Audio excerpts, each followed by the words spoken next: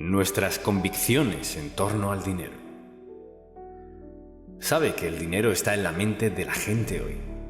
¿Tendré suficiente para los gastos de la semana? ¿Me alcanzará para la universidad de mis hijos? ¿Me atrasaré más en mis pagos? ¿Qué voy a hacer con toda esta deuda? Así que al pensar en el dinero en su vida, todo el mundo quiere tener algo, ¿verdad? El dinero no tiene nada de malo ni perverso en ello, depende de su uso.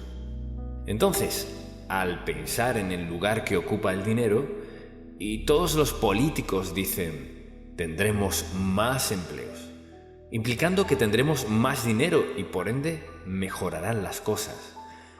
Es una promesa que en verdad no pueden probar, pero lo dicen. Así que hoy deseo hablar de su convicción personal particular en cuanto al dinero en su vida.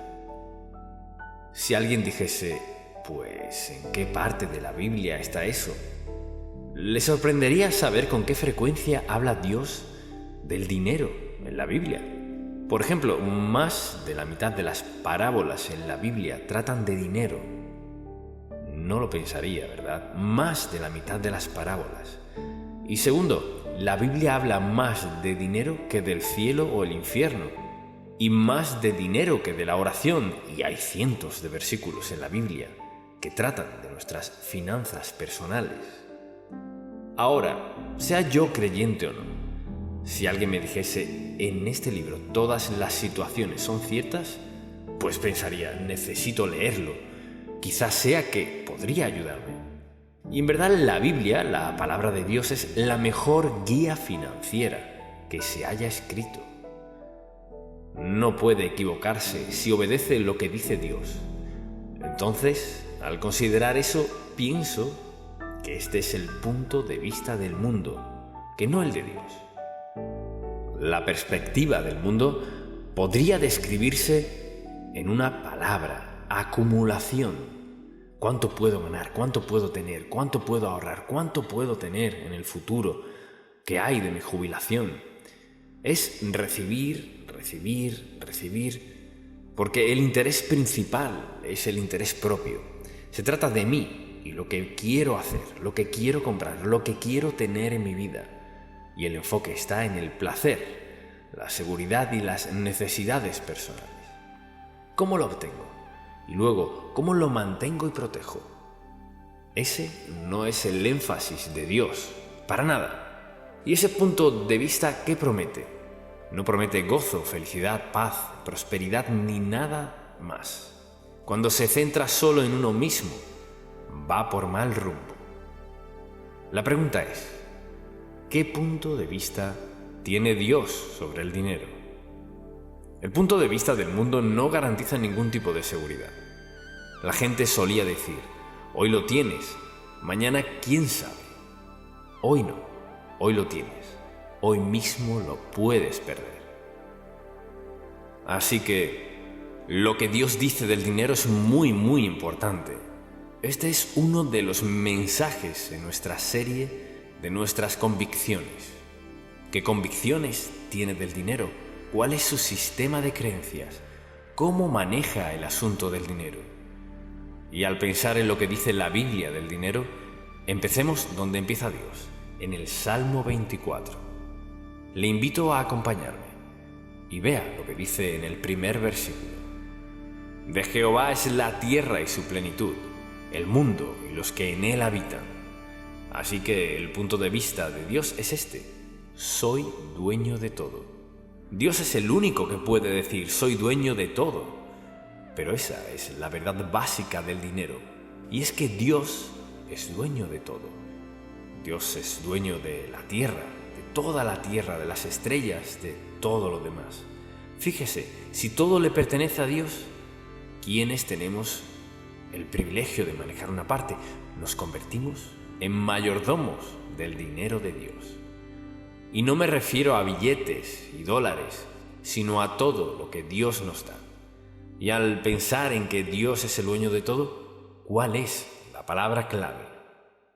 Bueno, la palabra clave del mundo es acumula, pero la palabra de Dios, la palabra clave de Dios es distribuye.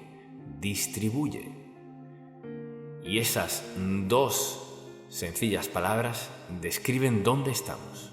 Quienes quieren tener todo lo que puedan y quienes quieren dar todo lo que puedan. Permítame preguntarle, ¿quién cree usted que es más feliz? ¿Quienes se esmeran en tener todo lo que pueden o quienes se esmeran en dar todo lo que pueden? Bueno, la imagen es que por un lado quienes tratan de mantenerlo todo tienen una especie de reserva, pero quienes tratan de dar son como un canal. Pasa por nosotros a donde Dios quiera. Eso hacemos. Dios bendice, bendice y bendice. Y pienso que hay dos aspectos de dar. Uno de ellos es motivar, o sea, el incentivo de dar. Y el segundo es una advertencia. Y por lo general, cuando Dios da aliento, también da una advertencia. Así que primero que todo, veamos el aliento. Vayamos a Lucas, capítulo 6, versículo 38, muy conocido. Y deseo que escuche con atención, quien quiera que sea usted y donde sea que escuche. Aquí está lo que dice la Biblia. Cuando leo este versículo, veo esto. Dice, dad y se os dará, lo que dé regresará. Medida buena, apretada, remecida y rebosando, darán en vuestro regazo. Porque con la misma medida con que medís, os volverán a medir. Vea lo que dice, dad y se os dará. Ahora, ¿quién está hablando? Quien habla aquí es Dios. Y dice, si das, me aseguraré de que te sea retribuido. Y será mucha atención, y así es como Dios enfatiza las cosas. Medida buena, apretada, remecida y rebosando, darán en vuestro regazo. Porque con la misma medida con que medís, os volverán a medir. Eso dice, la forma de manejar el dinero será la forma de obtenerlo. Pero si soy mezquino con el dinero y todo es para mí, si todo se centra en mí, recibiré lo que pueda hacer yo mismo. Si lo hago como Dios dice, recibiré lo que Dios dé. Dad y se os dará, medida buena, apretada, remecida y rebosando. Dios se lo retribuirá. Ese es su estilo de motivación. No podemos dar más que Dios, por la sencilla razón que eso fue lo que dijo Dios. Soy el dueño de todo.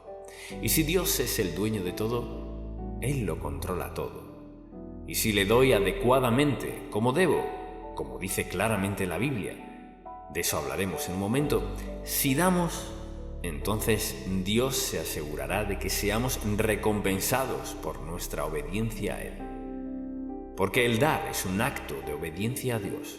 No se trata de lo que haga la Iglesia. ¿Qué hará esto? No, el asunto no es ese. El asunto es si soy obediente o no. Y esta es una palabra de motivación. Luego veamos la advertencia de Dios. Porque Dios da una advertencia si dejamos de dar. Vayamos a 1 de Timoteo, capítulo 6, un pasaje bíblico muy fuerte. Fíjese lo que dice. Quizás usted sea una de esas personas cuya meta es enriquecerse, entonces no le agradará este versículo. Fíjese lo que dice. Versículo 9. Porque los que quieren enriquecerse caen ¿en qué? En la tentación. Caen en la tentación. Y lazo y en muchas codicias necias y dañosas que hunden a los hombres en destrucción y perdición. Piense en esto. El deseo de dinero vuelve a la gente deshonesta. Hasta les lleva a robar. Y peor aún, les lleva a matar. El dinero es algo peligroso si no está bajo el control de Dios y conforme a su voluntad y propósito. Y ahora escuche lo que dice. Porque los que quieren enriquecerse caen en tentación y lazo y en muchas codicias necias y dañosas que hunden a los hombres en destrucción y perdición. Porque raíz de todos los males es el amor al dinero. No dijo que el dinero fuese malo, dice que el amor al dinero quiere un poco más. Porque raíz de todos los males es el amor al dinero, el cual, codiciando algunos, se extraviaron de la fe y fueron traspasados de muchos dolores. No puede ser más fuerte cuando se trata de la advertencia de Dios. Pasa exactamente eso. Cuando nuestra actitud hacia el dinero no agrada a Dios, ¿qué pasa? Deseos insensatos y dañinos llevan al hombre a la destrucción. El amor al dinero es la raíz de todos los males. Al codiciarlo, ¿qué pasa? Sufren dolores. Mas tú, oh hombre de Dios, huye de estas cosas y sigue. En lugar de perseguir al dinero, sigue. ¿Sigue qué? Sigue a la justicia, la piedad, la fe. Sigue al amor, la paciencia, la mansedumbre. No podría ser más fuerte, porque tenemos otra opción. Es mi decisión ser obediente o no a Dios, pese a lo que sea. Hacer lo que Él diga y luego confiar en que proveerá lo que promete proveer. Entonces, una palabra de aliento: dad y se os dará. Escuche, porque es Dios quien habla. Medida buena, apretada, remecida y rebosando. Y si no, ¿qué tenemos? Vacío, inconforme, infeliz. Porque conocemos gente que, digámoslo así, lo tienen todo, pero son desdichados. Y no hay ni un solo versículo en la Biblia que diga que las cosas me harán feliz. Lo que me hará feliz es una relación con Dios. Le invito a regresar a Malaquías por un momento y veamos este capítulo 3. Y en este tercer capítulo está el plan de acción de Dios. Es su plan financiero para nosotros y puedo decirle que lo he puesto en práctica desde que tuve mi primer empleo. Ganaba $4 y aunque no sabía mucho, le daba a Dios el 25%. Y bueno, alguien dirá, ¿por qué no le dio solo el 10%? Bien, siendo niño no tenía dinero y luego Dios me dio un empleo de $4. Pensé en 42 centavos, de cierto modo, y le daba $1. Y estaba agradecido, no sabía nada del diezmo. Nadie me había dicho nada de diezmar. Luego recibí otra ruta de periódicos y pasé de $4 a $16 a la semana. Dios multiplicó el 25% de lo que le di. Y claro, le di más que un diezmo. No sé exactamente cuánto daba, pero aprendí una lección. Y nunca he olvidado la lección.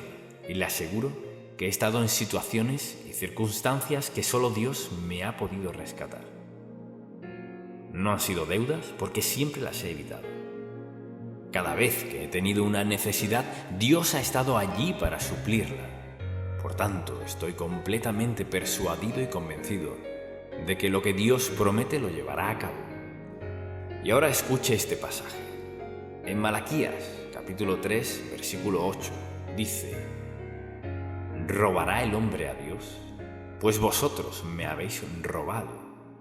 Y dijisteis, ¿en qué te hemos robado? Y Dios contesta, en vuestros diezmos y ofrendas. ¿Sabe lo que eso quiere decir? Si alguien no diezma, le está robando a Dios. Si no estuviese mal, ¿por qué diría robar? ¿Por qué no usa la palabra negar? No. Algo que lo hiciera ver un poco más aceptable. ¿Robará el hombre a Dios? Pues vosotros me habéis robado. Y dijisteis, ¿en qué te hemos robado? En vuestros diezmos y ofrendas. Escuche lo que dice. Malditos sois con maldición, porque vosotros, la nación toda, me habéis robado. Está hablando de Israel, pero el principio se aplica a todos los creyentes. Y ahora dice, esto es lo que quiero que hagan. Traed todos los diezmos al alfolí, la iglesia, en aquel tiempo el templo, y haya alimento en mi casa, y probadme ahora en esto, dice Jehová de los ejércitos, si no os abriré las ventanas de los cielos, y derramaré sobre vosotros bendición hasta que sobreabunde.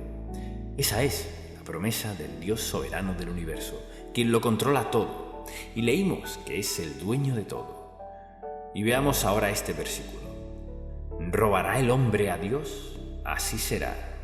Dice, me habéis robado. ¿Y qué me están robando? Diezmos. Y bueno, ¿y qué es un diezmo? Un diezmo es el 10%.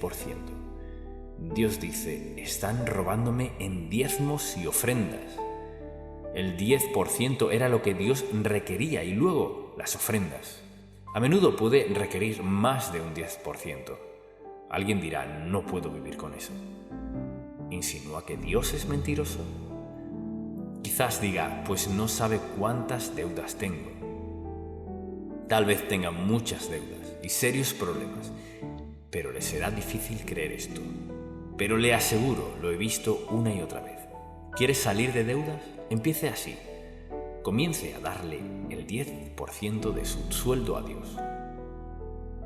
No tengo manera de hacerla. Inténtelo.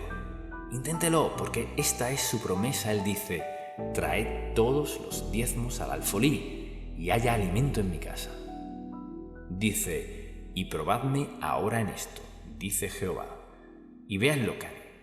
Si no, os abriré las ventanas de los cielos y derramaré sobre vosotros bendición hasta que sobreabunde. Y usted dirá, ¿y cómo es eso posible? Bueno, yo no sé cómo es posible. ¿Sucede? Sí. Sí, sucede. Dios siempre honra su palabra. Y dice, bien, algunos de ustedes no han hecho eso. Malditos sois con maldición, porque vosotros, la nación toda, me habéis robado. Traed todos los diezmos. Y ahora alguien dirá, mi diezmo es de 5%. Eso es como esta moneda de 5 centavos vale 10. No es así. Traed todos los diezmos al alfolí y haya alimento en mi casa. Esto es lo que dice. Dios sabe que dudaremos de Él y dice, probadme ahora en esto, dice Jehová de los ejércitos, si no os abriré las ventanas de los cielos. En la prueba os abriré las ventanas de los cielos y derramaré sobre vosotros bendición hasta que sobreabunde. Y puede que alguien diga, lo siento, pero no puedo hacer eso. Pero eso fue lo que dijo. Es una prueba y algunos ni lo intentan. He visto gente en toda clase de deudas y nadie que ha intentado esto ha regresado a decirme, bueno, intenté lo que usted dijo y no funcionó. Nadie. Por esta razón, mire, no es mi promesa, es la promesa de Dios. Y Dios dice, si me traen todos los diezmos al alfolí, haré esto. Dice, derramaré sobre vosotros bendición hasta que sobreabunde. Mire, la bendición de Dios no llega a gotas, se rebosa. Y quizás diga, estoy en necesidad. Si así es, comience a diezmar. Bueno, es que, ¿sabe qué? ¿Qué dijo Dios? Dijo, probadme, así que Dios reconoce que comenzar a diezmar es una prueba. Y no me ha escuchado decir ni una sola palabra en cuanto a darle dinero a la iglesia. Porque no se trata de eso, se trata de ser obedientes a Dios. Si diezmo a Dios y le doy lo que le pertenece, esto es lo que haré. Derramaré sobre vosotros bendición hasta que sobreabunde. ¿Y sabe qué? Mire, no podrá darse cuenta de cómo sucede. No podrá descifrarlo. De ser así, haría esto. Esto fue lo que hice. Comencé a diezmar y a hacer esto y aquello. No fue usted. Le tomó la palabra de Dios en su prueba. Le obedeció y Dios hizo lo demás. Mire, Dios no solo proveerá lo que usted necesita y no solo se mostrará fuerte y generoso. Porque dice, reprenderé también por vosotros al devorador y no os destruirá el fruto de la tierra, ni vuestra vid en el campo será estéril, dice Jehová de los ejércitos. Esto es lo que dice, no solo eso, no solo viene con obediencia lo que he requerido, sino que les protegeré. Dios dijo, protegeré sus cosechas.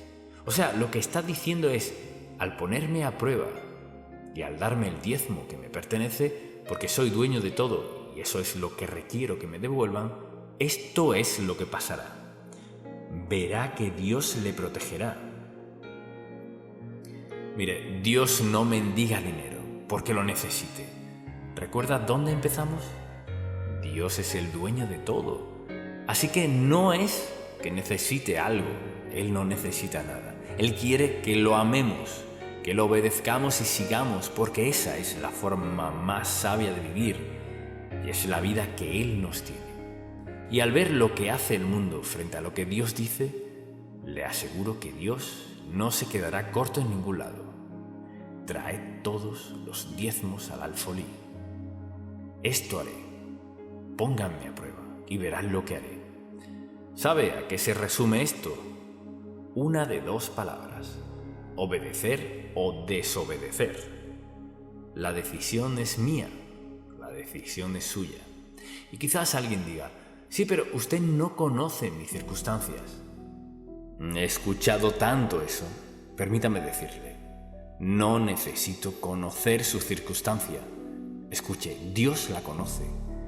Y Dios puso en su palabra, conociendo todas las circunstancias que existieran, dijo: esto pasará. Hagan lo que les digo y les bendeciré. De hecho, les bendeciré de tal modo que otras personas se preguntarán: pero sabe, si obedece a Dios y confía en Él, hace lo que dice, Dios le bendecirá y protegerá personalmente. No importa lo que suceda o digan los demás, esa es su promesa. Dios no le hizo esa promesa a los Estados Unidos ni a otro país. Esta es una promesa personal al pueblo de Dios. Y permítame preguntarle, ¿está diezmando? Veámoslo así. ¿Desean lo mejor de Dios para su vida? ¿Cree que Dios dice la verdad? Él es el dueño de todo. Dios pide un diezmo. Y Él promete rebosar con bondad y protección, cuidado y bendiciones en su vida. Es cuestión de creerlo o no. Y puedo decirle, en todos estos años, Él cumple su palabra cada vez. La cumple. Entonces, sabía que usted tendría su propia forma de manejar sus finanzas, pero sabía que no estaría feliz. Pienso en cuántas personas se divorcian por dinero, y quienes pierden su empleo por dinero, y se pierden relaciones por dinero, y no pagan sus deudas. O sea, cuando obedecemos a Dios, tendremos suficiente, quizás más que suficiente, porque tendremos paz, felicidad, contentamiento en nuestra vida. Y sobre todo, viviremos en una relación de obediencia a nuestro Padre Celestial. La decisión es nuestra, y mi oración es que usted tome la decisión sabia.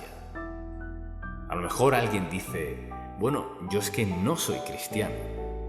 La primera decisión que debe tomar entonces es esta. Debe reconocer que fue creado por Dios y que Él quiere lo mejor para usted. Lo que significa que la decisión más importante en su vida es aceptarlo como su Salvador personal. Pídale a Jesús que perdone sus pecados, rinda su vida a Él, y cuando rinda su vida a Él, la entrega por completo a Dios y pídale que le salve. Porque Él dijo que si confesares a Jesús como Salvador y creyeres en tu corazón que Dios le levantó de los muertos, serás salvo. Y entonces su futuro eterno se definirá. Y luego pídale al Señor que le conceda el deseo de su corazón, obedecerle en todo aspecto de su vida. No puede perder obedeciendo a Dios. Y esa es mi oración por usted, que le obedezca y donde sea que esté económicamente, vaya a casa y diga: está bien, Señor, no puedo lograr que esto funcione, pero fíjese en esto, al ver cuánto debo y lo que necesito hacer, no puedo lograr que esto funcione.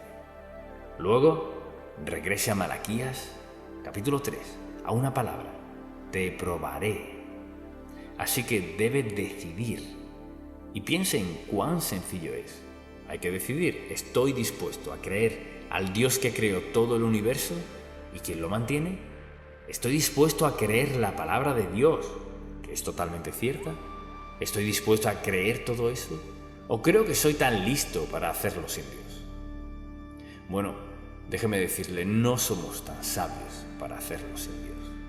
Y sabe, a veces creo que hay personas que dicen: bueno, no creo que tenga que hacer todo eso.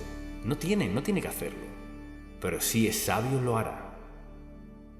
Gracias, Padre, por haberlo hecho tan sencillo. Si sabemos contar hasta 10, podemos diezmar.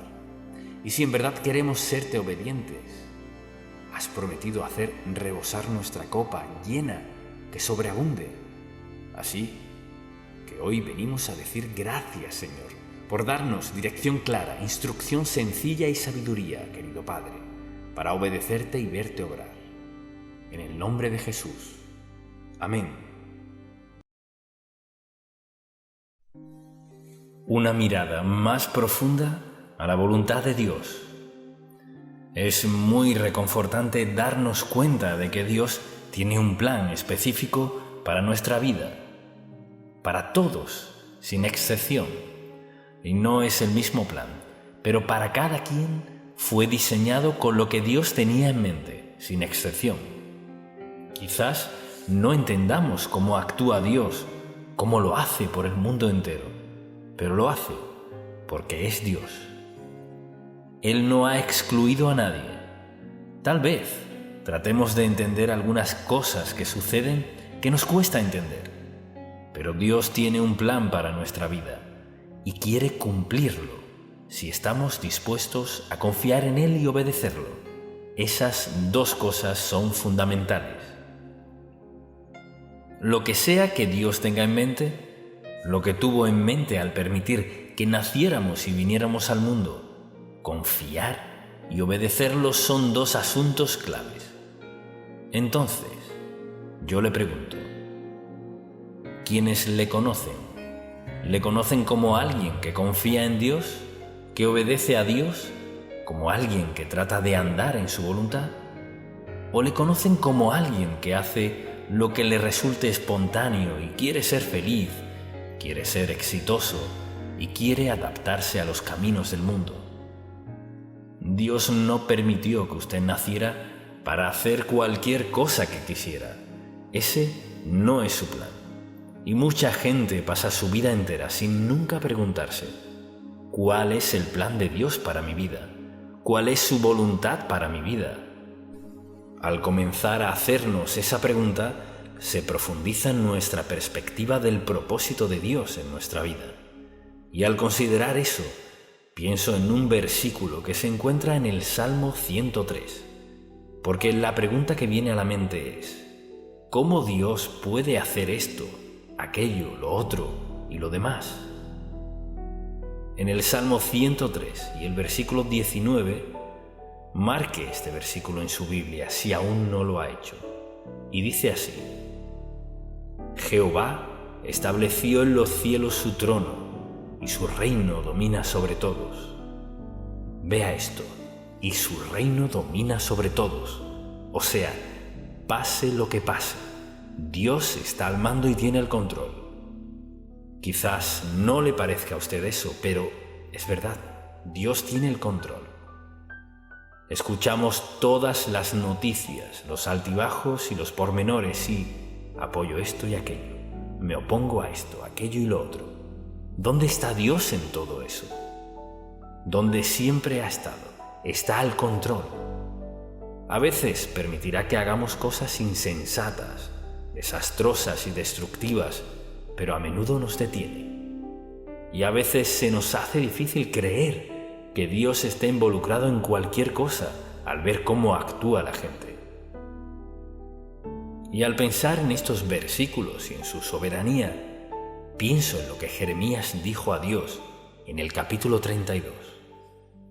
Oh Señor Jehová, he aquí que tú hiciste el cielo y la tierra con tu gran poder, y con tu brazo extendido ni hay nada que sea difícil para ti. Ahora, si creyéramos que todo está al alcance de Dios y de su poder, y que nada es muy difícil para Él, actuaríamos de otro modo. No dudaríamos de ciertas cosas. Estaríamos dispuestos a apropiarnos más de sus promesas, porque Dios está al mando, tiene el control, su reino domina sobre todos. Así que, pase lo que pase en el mundo, Dios sigue al mando. El problema es que muchas personas no lo creen. Y de vez en cuando veo la televisión y pienso, qué lamentable. Y así sigue sin parar hasta que por fin uno tiene que levantarse y apagarlo y preguntarse, Señor, ¿ha escuchado alguien de Dios? ¿Ha escuchado alguien de Jehová, Yahvé, Elohim en el Antiguo Testamento? El Dios de todos los dioses, el único Dios verdadero, quien tiene todo poder para hacerlo todo. ¿Hay alguien que crea en Él, confíe en Él, que espera su dirección? ¿O escuchamos y vemos y no leemos la palabra de Dios? Podríamos desanimarnos mucho. Entonces, el título de este mensaje es Una mirada más profunda a la voluntad de Dios. Y quisiera hablar primero que todo de las 3 distinciones principales en la voluntad de Dios. Son 3 categorías. Y la primera es su voluntad predestinada, lo que Dios hará, irresistible, incambiable, incondicional. O sea, lo que Dios puede hacer por su poder y su amor, y lo que nadie puede detener. Dios tiene el control, es el soberano del universo, su voluntad predestinada, o sea, que ya ha determinado ciertas cosas. Quizás el mundo parezca girar sin control, pero Dios está al mando de lo que sea que esté sucediendo. Y luego está su voluntad moral. Su voluntad moral se explicaría mejor en los 10 mandamientos. Dios tiene una voluntad moral. No matarás, no mentirás, no cometerás adulterio. Los 10 mandamientos. Y por toda la Biblia Dios prohíbe ciertas cosas. Entonces, ¿estas cosas no pueden suceder? No. Significa que no es su voluntad que ocurran. Lo mejor es que no sucedan, porque tiene un alto precio que ocurran. Es desastroso que ocurran. Porque Dios nos da la libertad, pero hasta cierto grado. Esta voluntad moral es donde nos metemos en problemas. Decidimos que queremos hacer las cosas a nuestro modo, cuando queramos. Podemos justificarlo. Sin embargo, al violar los 10 mandamientos, al violar las enseñanzas del Señor, se paga un precio. Y no hay sustituto para la obediencia. Y no hay nadie más grande que Dios.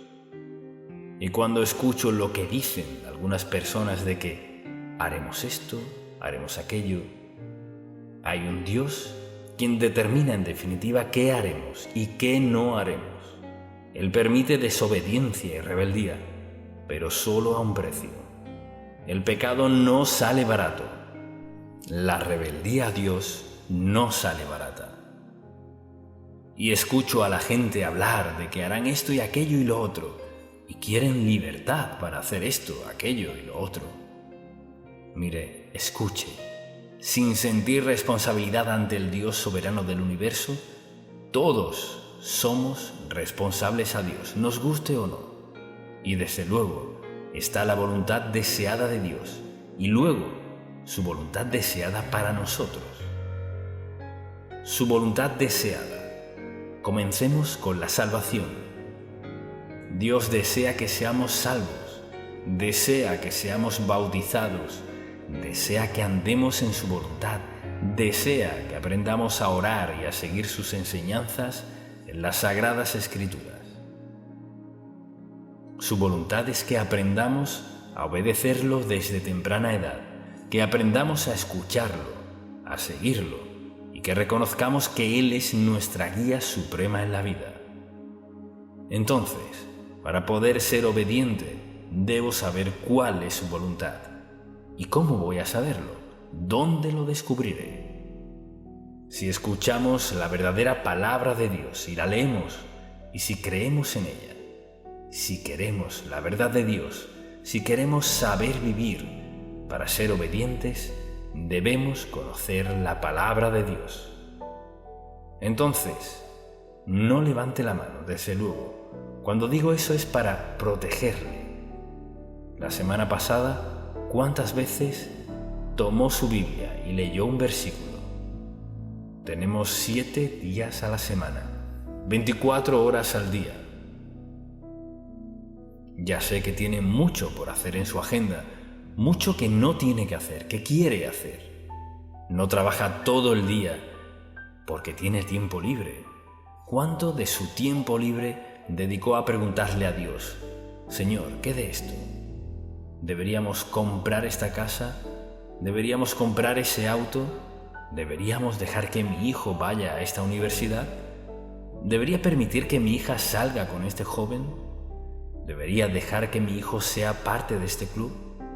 O sea, ¿cuándo fue la última vez que le preguntó sobre su voluntad a quien sabe la respuesta de todo? ¿Qué quiere Dios? ¿No está de acuerdo en que Dios siempre quiere lo mejor para usted? ¿Cuántos lo creen? Digan amén. Dios siempre quiere lo mejor para usted. Si en verdad lo cree, ¿por qué no le pregunta? ¿Por qué toma tantas decisiones sin consultárselas? Mire, Dios tiene una voluntad, un propósito. Dios tiene un plan. Sabe qué es lo mejor para cada situación en la vida y nos invita a pedirle. Pedid y se os dará. Buscad y hallaréis. Llamad y se os abrirá. Dios está dispuesto a mostrarnos su voluntad. Y esta es la confianza que tenemos en Él, que si pedimos alguna cosa conforme a su voluntad, Él nos oye. Y si sabemos que Él nos oye, sabemos que tenemos las peticiones que le hayamos hecho. Entonces, ¿por qué no leer su palabra y preguntar: Señor, ¿qué quieres que haga en esta situación en particular? ¿Qué requiere de mí la obediencia? ¿Encaja esto en la voluntad de Dios o no? Y la gente está tan endeudada, ¿por qué gastan sin preguntar la voluntad de Dios? Mire, este es un problema grave en este país. El endeudamiento es algo muy, pero que muy serio. Y quizás alguien diga: ¿pero qué tiene eso que ver con la Biblia? Comience a leer y lo descubrirá. Dios tiene mucho que decir del dinero y de no endeudarse. Entonces, al pensar en un pecado que lleva a otro, Dios tiene una voluntad para nosotros. Su voluntad siempre es lo mejor. Siempre es lo mejor para nosotros. Su sí es lo mejor. Su no es lo mejor. Porque Dios quiere lo mejor para nosotros. Entonces, al pensar en la voluntad de Dios, es el mejor plan de Dios para nosotros. Quizás diga: mi vida está desorientada y no sé a dónde ir. Así que permítame darle otra división de la voluntad de Dios, y es su voluntad personal para nosotros. Y podemos dividirla en 3 categorías. La primera es su voluntad intencional, o sea, ¿qué tenía Dios en mente para usted? No sé quiénes hayan sido sus padres ni cómo le criaron, pero ¿qué tenía Dios en mente para usted? Piénselo por un momento. Su voluntad intencional. ¿Qué tenía Dios en mente aún antes de que usted naciera? ¿Qué tenía en mente sobre su educación? ¿Qué tenía Dios en mente, por ejemplo, en cuanto a sus dones espirituales? Al aceptar a Cristo como su Salvador, usted fue dotado de facultades, talentos y destrezas para hacer lo que Dios quiere que haga. Y si recuerda, a temprana edad pensaba: cuando crezca voy a hacer esto, aquello y lo otro. ¿Alguna vez le preguntó a Dios lo que Él quería que usted hiciera? Y usted dirá: ¿cómo saber lo que Dios quiere que haga? Pero si está hoy aquí y no sabe cuál es la voluntad de Dios para su vida, quizás nunca se lo ha preguntado. Piense en eso. ¿Alguna vez se postró de rodillas y dijo: Señor, no quiero desperdiciar mi vida. Quiero que mi vida cuente. Y si quiero que cuente, y si vas a ayudarme y a contestar mi oración, debo orar lo propicio. Entonces, ¿qué quieres que haga? ¿Qué es lo que quieres que haga? Muy pocos jóvenes hoy día hablan acerca de la voluntad de Dios en su vida, porque nunca han pensado que Dios, quien es soberano del universo, tenga un plan para su vida. Como padre, ¿alguna vez se ha sentado con su hijo o su hija y le ha dicho: hablemos de una de las cosas más importantes en tu vida? ¿Y qué es eso? Y tal vez piensen que su educación, ¿no? ¿Qué es lo más importante en nuestra vida? La voluntad de Dios. Y le digo que esta es la verdad, no quizás, es la verdad. Todas las noches que estaba en casa con mi familia, desde que nacieron mis hijos, oraba con ellos en la cama. No tenían ni idea de lo que decía, que Dios les mostrara su voluntad para sus vidas desde muy temprana edad. Mucha atención. Esperamos hasta muy tarde para hacer lo más importante que aprenderán en la vida. ¿Cuál es la voluntad de Dios? Entonces, al considerar su propia vida, en su vocación, por ejemplo, si va a buscar un empleo, ¿solo busca un trabajo o dice: Señor, ¿qué quieres que haga? Y ahora pensemos en esto un momento. La persona indicada a quien preguntarle, en primer lugar, es a Dios. ¿Dónde quieres que trabaje? ¿Cuánto quieres que gane? ¿Cómo quieres que invierta mi vida? Piense en esto. Con el pasar de los días, nuestro tiempo corre. ¿No cree que sea así? Cuando llegue a mi edad se dará cuenta de que el tiempo vuela.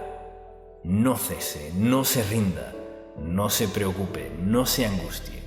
Confíe en Dios, porque hará que cada día cuente. Pero ¿no se da cuenta de que Dios tiene un plan? Que Él tiene una respuesta para todas esas preguntas que tenemos. Y a menudo son preguntas que debemos llevar delante de Dios Todopoderoso. Pero solo tomamos la decisión. Mucha atención, porque tomamos decisiones basándonos en el conocimiento humano, en el limitado conocimiento humano, y en las emociones que a menudo están del lado equivocado, y a menudo para complacer a alguien más. Al único a quien estamos obligados a agradar, según la Biblia, es a Dios Todopoderoso. Debo agradarlo, quiero agradarlo. Lo sabio, lo inteligente es agradar a Dios. Mire, si lo conoce, sabe esto. Dios solo quiere lo mejor para usted. Pues mire, muchos padres no pueden decir eso. Quieren lo que parezca ser lo mejor para sus amigos y vecinos, que sus hijos manejen esto o vistan aquello. Los arruinamos. Pero la voluntad de Dios es una de las cosas más importantes en nuestra vida. Y usted dirá: entonces, ¿qué debo consultarle a Dios? Todo. O dicho de otro modo, ¿qué es tan insignificante que no tenga que hablar con Dios al respecto? ¿Y qué dice? Dios tiene una voluntad para nuestra vida y hay una voluntad intencional y una circunstancial. ¿La cual es qué? Su voluntad circunstancial es que me equivoqué aquí, pero enderezo mi vida con Dios. Le entrego mi vida y tenemos un nuevo comienzo. ¿Y por qué es una voluntad circunstancial? Porque Dios nos conoce, sabe que fallaremos, que tomaremos malas decisiones, sabe que somos humanos. Así que esa es su voluntad circunstancial. ¿Nos echa fuera? No. Vivimos en nuestra voluntad circunstancial. A menudo con menos logramos menos satisfechos, menos felices, menos pacíficos, menos, porque no nos detenemos a preguntarle primero. Ahora, si nos detenemos a preguntarle, Dios está dispuesto a corregirlo. Algunas cosas corregirá, otras no debido a las circunstancias. Entonces, su voluntad circunstancial es: aquí estoy. Este es el desastre que hice. Así tan lejos llegué. Ahora, Señor, ¿qué quieres hacer conmigo en este momento? Y mire, esta es la voluntad inmediata de Dios. O sea, ¿qué quiere hacer Dios ahora mismo en su vida? ¿Cuál es su voluntad hoy en su vida? No podemos cambiar el ayer, pero sin duda podemos marcar la diferencia para mañana, porque mañana es un privilegio, una oportunidad, y Dios está con nosotros. Su voluntad inmediata. ¿Cuál es su voluntad inmediata para lo que Dios quiere que haga hoy? Por ejemplo, vayamos un momento a Santiago y veamos este pasaje en el capítulo 4. Leamos el versículo 13. Vamos ahora, los que decís: hoy y mañana iremos a tal ciudad y estaremos allá un año y traficaremos y ganaremos. ¿No le parece a la gente de hoy? Esto es lo que haré, lo haré en grande, cuando no sabéis lo que será mañana, porque ¿qué es vuestra vida? Ciertamente es neblina que se aparece por un poco de tiempo y luego se desvanece.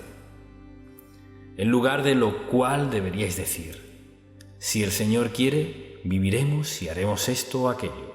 Pero ahora os jactáis de vuestras soberbias. Toda jactancia semejante es mala. Y al que sabe hacer lo bueno y no lo hace, le es pecado. Entonces, al examinar su vida, pregúntese: ¿cómo invierto mi tiempo? ¿Cómo gasto mi dinero? ¿Cuáles son sus amistades, sus relaciones, lo que compra, su testimonio? Y quizás usted diga: pues a Dios no le interesan las pequeñeces. ¿Cómo que no?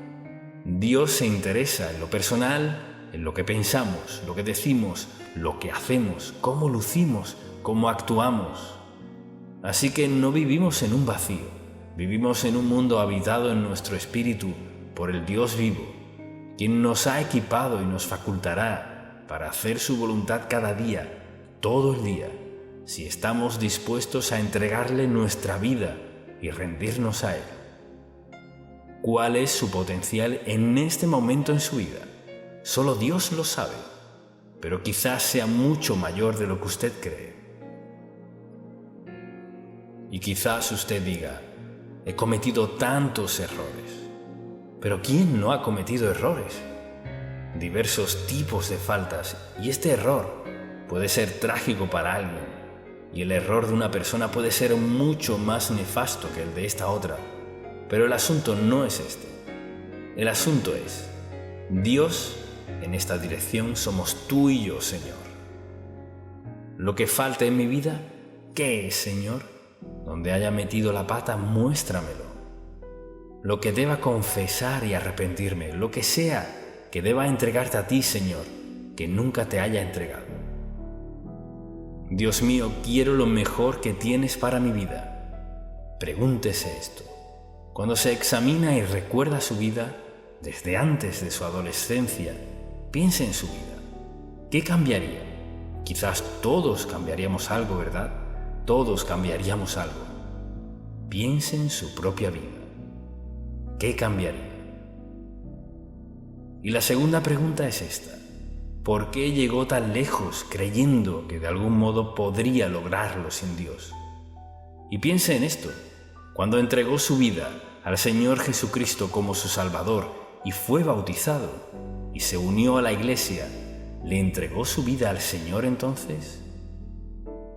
Cuando pienso en esto, me abruma que el Santo Dios, que es soberano del universo, me ame lo suficiente para mostrarme su voluntad y mostrársela a quien sea que esté dispuesto a pedírselo. ¿Está usted dispuesto a confiar en Dios? Donde esté, con quién esté, con sus errores y sus éxitos, con lo bueno y con lo malo, está dispuesto a decirle: Señor, lo sabes todo de mí, sabes cuánto lo arruiné.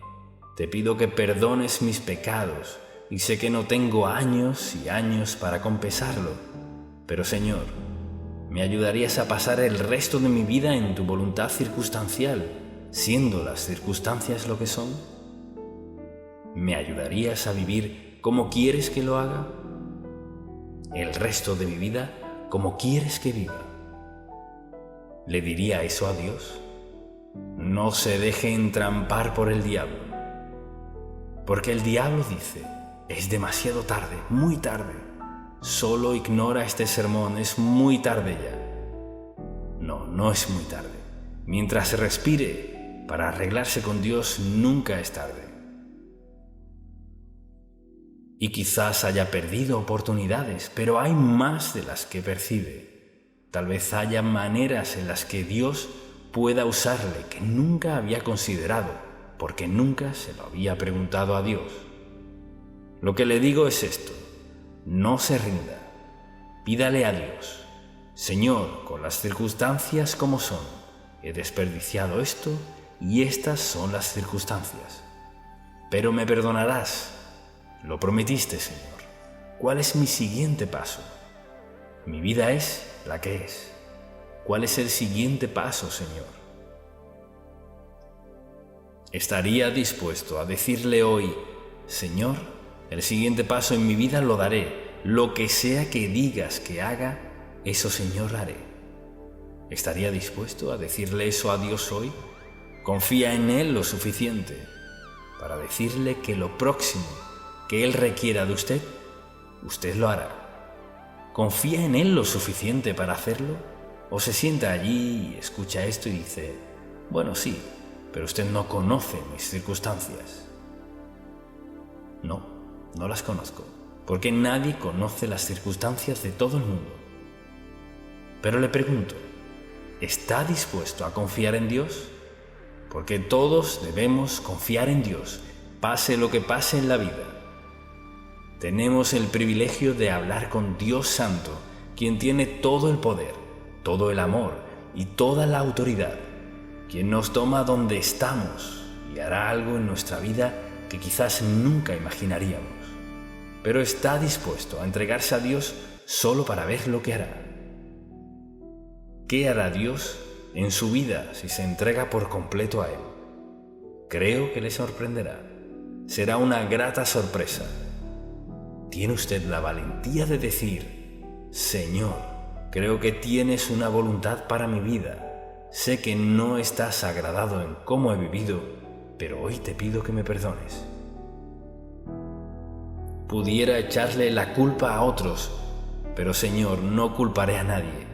Te pido perdón y de hoy en adelante, al salir de las puertas de la iglesia, salgo rendido a tu perfecta voluntad.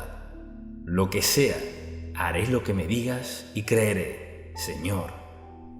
Por ser Dios admirable de amor, bondad, benignidad y restauración, me tomarás y harás lo mejor en mi vida desde hoy en adelante. ¿Qué diferencia tan grande Dios puede hacer en su vida si usted está dispuesto? Padre, cuán agradecidos estamos porque nos perdonas, nos limpias, restauras y todo lo bueno que haces en nuestra vida. Te pido que todo el que escuche este mensaje sienta una gran convicción, que se sientan muy inspirados.